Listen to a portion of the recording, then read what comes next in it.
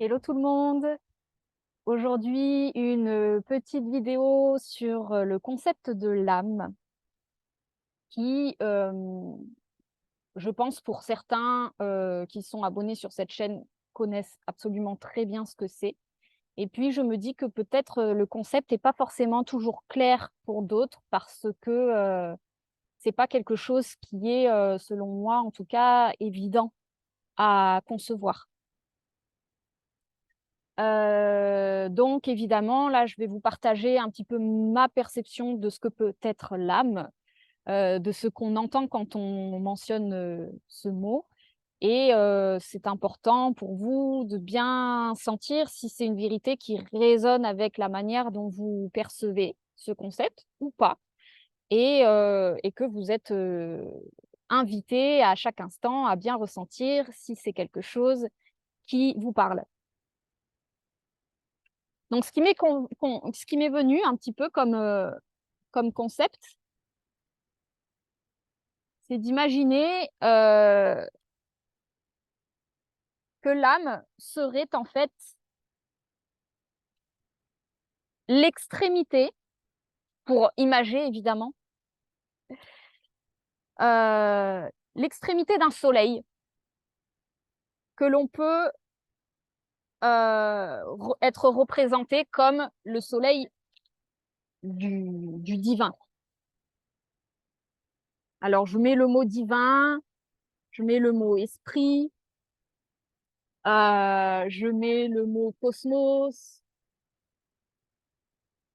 l'énergie, l'information, le tout. Donc il y a un milliard de mots, hein, pour définir quelque part ce qui est indéfinissable, qui est en fait absolument l'ensemble du cosmos dans ce qui est concret, la matière, et dans le tangible quelque part, et l'intangible, l'invisible, l'imperceptible à l'œil nu, mais qui est pourtant bien existant en tant qu'information circulante. Depuis une information qui circule donc depuis le caillou à l'autre bout de la galaxie jusqu'à la cellule de votre cheveu. Donc l'âme, quelque part, ce serait un bout de ce rayon-là, qui est finalement, on est d'accord, hein, c'est un soleil à l'intérieur duquel l'information circule en permanence euh, dans quelque part quelque chose qui on pourrait l'imaginer comme ça, l'énergie, euh, le divin, le cosmos est un chaos organisé.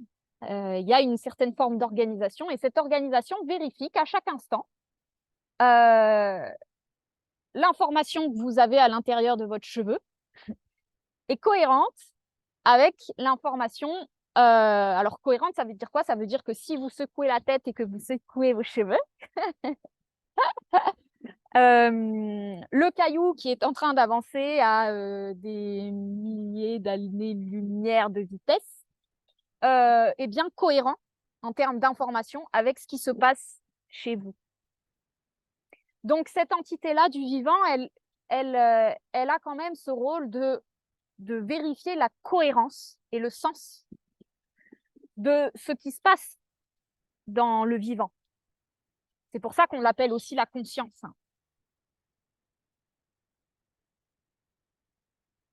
La conscience, ça veut dire avec du sens.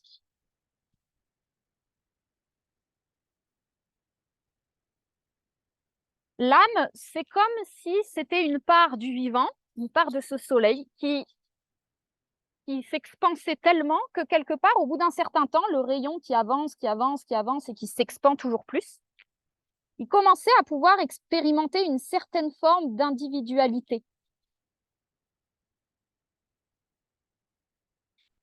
Il commençait à pouvoir explorer de quoi, quelle couleur il a, ce rayon.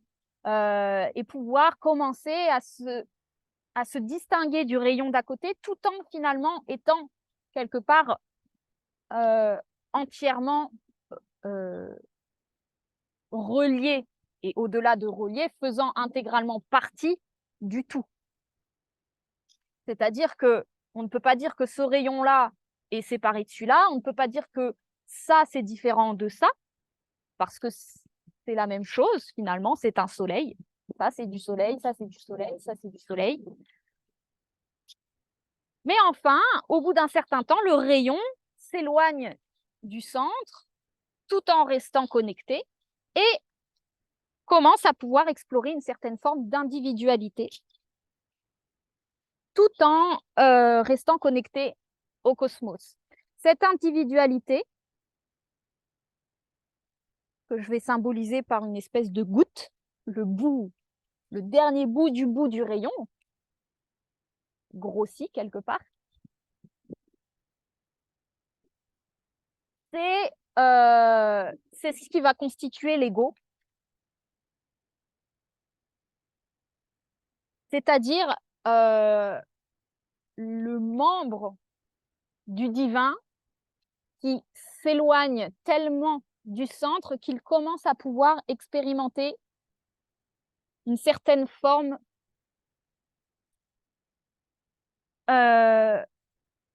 de, comment je pourrais dire, de quelque chose qui est rigide, qui n'est plus en permanence en train de changer, de s'acclimater au reste du vivant, mais qui commence, à force d'être éloigné, de pouvoir s'expérimenter dans quelque chose d'unique, d'individuel et de rigide, dans le sens qui commence à ne plus vraiment dépendre du tout, qui commence à, on peut le voir un peu comme l'image du rayon qui s'éloignerait tellement de la chaleur du centre que la goutte en deviendrait presque gelée. Elle entre dans une dimension qui devient de plus en plus froide jusqu'à devenir congelée, rigide, comme un glaçon. Et donc, quelque part, l'ego, c'est cette part du divin, hein, parce que là, je l'ai dessiné comme ça, mais on est d'accord que c'est absolument pas séparé. C'est cette part du divin qui commence qui s'expérimente dans quelque chose qui ne bouge plus, qui ne bouge plus par rapport au reste. Et l'âme, c'est la jonction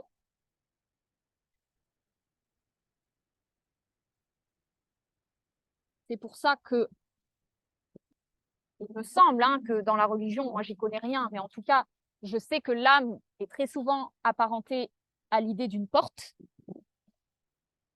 parce que c'est simplement la jonction qui constitue le lien entre cette part-là du divin qui s'est rigidifiée et qui, quelque part, expérimente une certaine forme d'immobilité dans le sens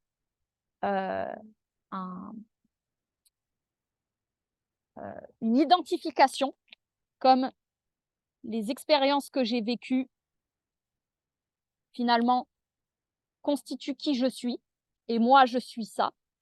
Voilà, le discours de l'ego. Moi je ne suis que ça. Et la personne que je vois là à côté, elle est autre chose. La vision de l'ego. L'âme, elle est reliée. Donc elle sait. Elle sait ce qui constitue son ego. Elle sait ce que constitue l'esprit. Et quelque part, elle fait le pont entre ce que la conscience lui informe comme étant la direction. Le caillou à l'autre bout du cosmos a décidé de prendre telle direction. Donc, dans ta vie, il va falloir peut-être commencer à prendre telle direction. La conscience envoie des suggestions. Et l'âme, c'est quelque part cet intermédiaire qui permet de créer une coopération entre le monde de l'ego qu'on crée, qu'on voit tous les jours sous nos yeux, notre maison, notre chez nous, notre prénom, comment on s'appelle, et l'information qui provient de la conscience et qui envoie des suggestions afin de maintenir une certaine forme de cohérence dans l'organisation cosmique.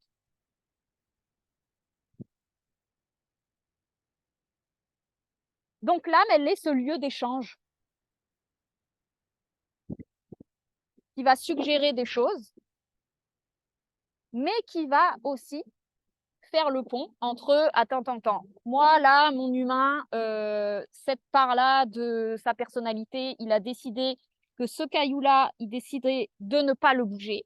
Donc, est-ce que conscience, ô grande conscience, tu peux commencer à bouger un autre endroit du cosmos pour que ce caillou-là, il reste tel qu'il est?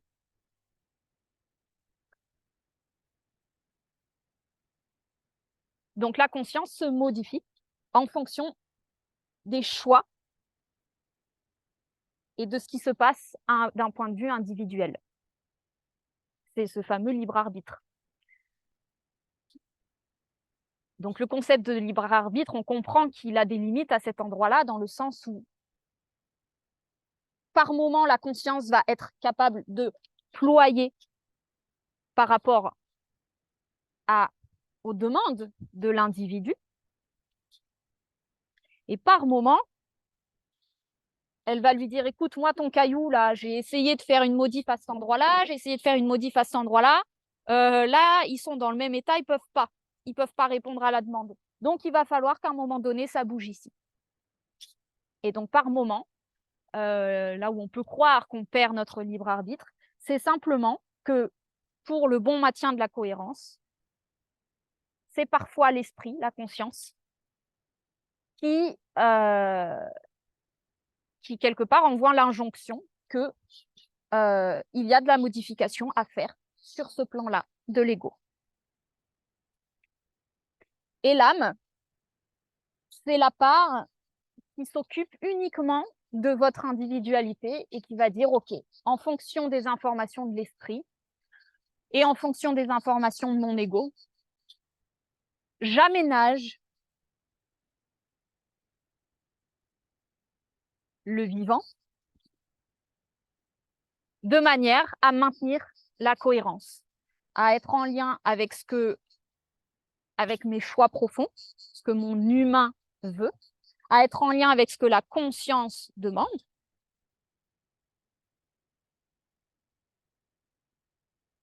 et à être en lien avec le rythme de l'ego. Et donc, c'est elle qui va quelque part œuvrer.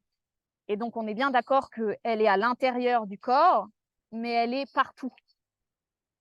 Elle n'est pas située là, la main. On peut la retrouver ici, notre âme, on peut la retrouver ici. Elle est reliée. Partant du fait que ça, c'est de l'information qui circule,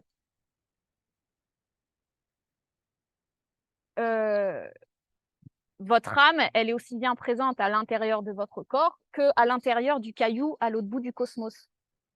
Elle n'a pas de localité précise.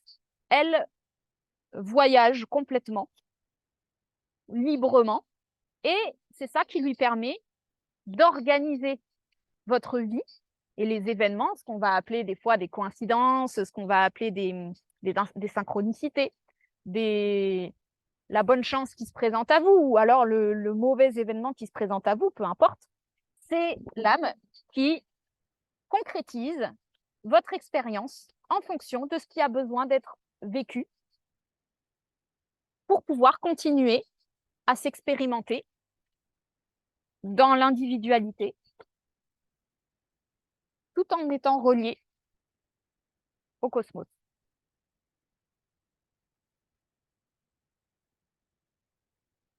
Voilà, bah, j'espère que c'était intéressant pour vous et puis je vous dis un bel été et à très bientôt.